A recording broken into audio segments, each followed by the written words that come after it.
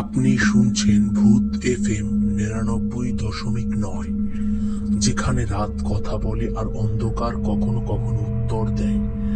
আজকের গল্পের নাম শেষ ট্রেনের যাত্রী। ঘটনাটা ঘটেছিল প্রায় 8 বছর আগে একটা ছোট শহরে, যেখানে রাত 10টার পর আর কোনো ট্রেন থামে না। কিন্তু সেদিন রাত ঠিক 2:17 স্টেশনের পুরনো ঘড়িটা হঠাৎ করে বেজে উঠেছিল। Tick tick tick tick. যদিও সেই ঘড়ি 15 বছর ধরে নষ্ট। স্টেশনে তখন ছিল শুধু একজন মানুষ, নাম তার রাশেদ। রাশেদ ছিল নাইট ডিউটির কর্মচারী। তার কাজ শুধু একটাই, রাতভর বসে থাকা আর কোনো অদ্ভুত শব্দ শুনলে রিপোর্ট করা। সেদিন রাতটা ছিল অস্বাভাবিক রকমের শান্ত। না বাতাস, না পাখির শব্দ, এমনকি কুকুরও ডাক ছিল না। হঠাৎ দূর থেকে সে শুনতে পেল ট্রেনের হুইসেল। কিন্তু সমস্যা একটাই, সেই লাইনে 10 বছর ধরে কোনো ট্রেন চলে না। রাশেদ ভাবলো হয়তো ভুল শুনছি, কিন্তু কয়েক সেকেন্ড পর মাটি কাঁপতে শুরু করলো। ধীরে ধীরে অন্ধকারের ভেতর থেকে একটা ট্রেন বেরিয়ে এলো।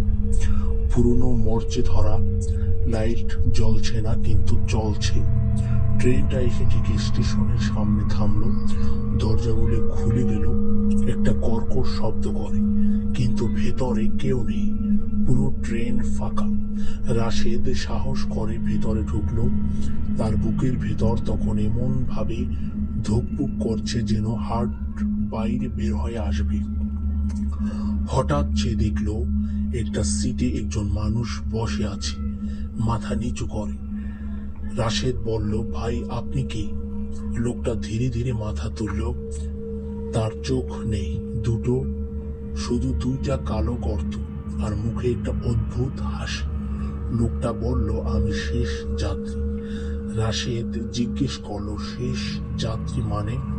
লোকটা ফিস ফিস করে বলল, এই ট্রেন 1998 সালে অ্যাক্সিডেন্ট করেছিল, সব যাত্রী মারা গিয়েছিল। রাশেদের শরীর ঠান্ডা হয়ে গেল। লোকটা আবার বলল, আমরা সবাই মারা গেছি, শুধু তুমি ছাড়া। হঠাৎ ট্রেনের দরজাগুলো নিজে নিজে বন্ধ হয়ে গেল। চারপাশে অন্ধকার।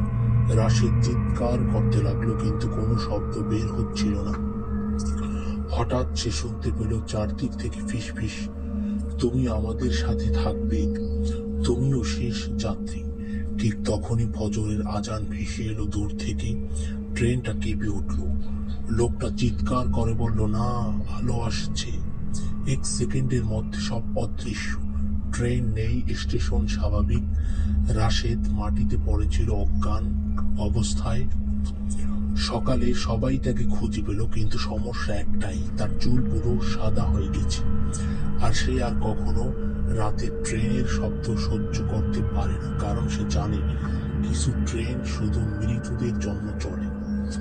আর আপনি যদি কখনো রাত 2:17 দূর থেকে ট্রেনের হুইসেল শুনতে পান, পেছনে তাকাবেন না, কারণ হয়তো আপনি হচ্ছেন পরের শেষ যাত্রী।